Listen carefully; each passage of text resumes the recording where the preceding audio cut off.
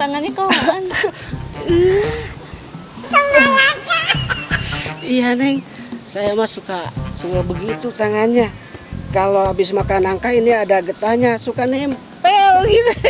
Maaf aja ya, Gak apa-apa Kang. Jadi gini Kang ya, Ratu kesini tuh disuruh ayah buat ngesurvei lokasi.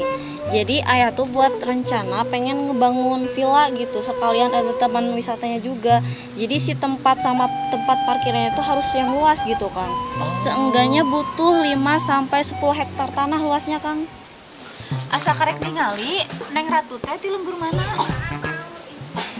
Iya mah pasti di kotanya. Hacirida eta dudukuy lagi kat alus gitu. Meni dudukuy euis mah topik itu. Ih berarti tetanggaannya jeung artis. Iya sering panggil jeung si Sahrukan. Tah si Euis mah mulai ngaco. Sahrukan mah orang Cianjur. Makasih ya Kang. Ini nih buat beli rokok.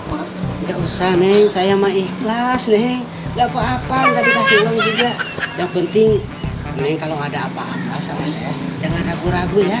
Iya, bapak teh bikin larian tutut. Cobi Neng anu terang tuh di tutut agung tuh. Pak Ustad apal tuh di ditu teh di deket bumi esihnya aya tutut arageung sajeng kalapa geuning bapak. Si Esih didangu teuing Pak Ustad.